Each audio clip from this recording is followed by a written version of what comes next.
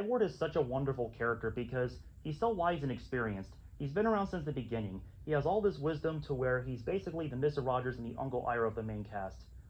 And I do unfortunately kind of get why Edward was so underutilized in the Brenner era, because how do you write for a character who is obviously not perfect, but he's seen so much in his life to where he's very rarely going to make mistakes, and that alone makes him harder to write for than, say, Gordon and Henry.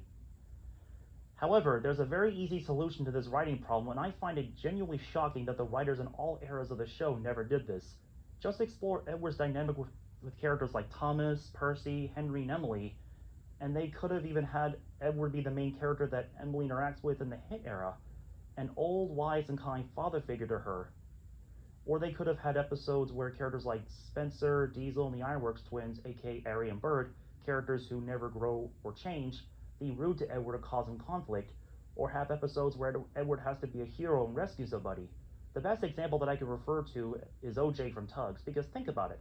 OJ has the same writing struggle as Edward, to where he also very rarely makes mistakes. However, OJ was such a prominent figure in Tugs because he was always with other characters, 10 Cents and Sunshine especially.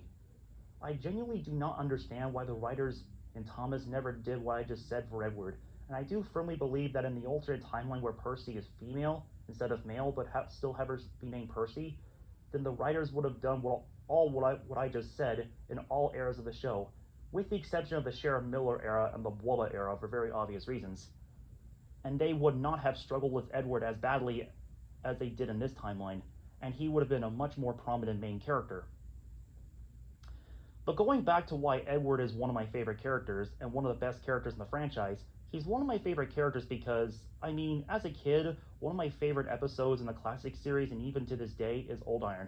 I know people use Edward's exploit as an example, but I've decided to instead use Old Iron as an example to be different. The whole point of that episode is that Edward is old, he's outdated, and he cannot keep up with the likes of Henry and Gordon because he is an old furnace railway K2 class engine built in 1896.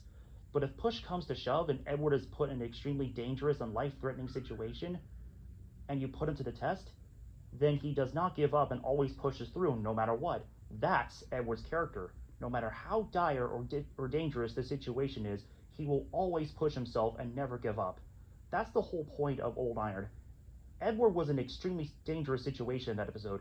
I mean, look at the situation James was in. He was running down the main line without his crew after some kids messed with his controls, and James was going really fast and was unable to stop, and Edward, despite having worn parts and in desperate need of repair, goes chasing after James with men having a shunter's pole and a coil of wire rope in his cab, and the inspector had to stand on Edward's front holding a noose of rope hanging from a crook of a shunting pole and trying to slip it over James's buffer.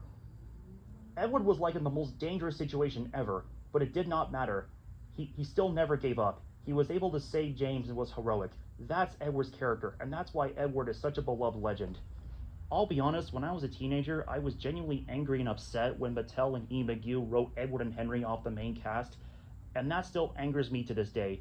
But at least Edward and Henry were not used to mock the fans, critics, parents, and kids like Gordon was in probably the worst episode of the whole show for Never Never. Like, good God, what did they do to you, Big Blue?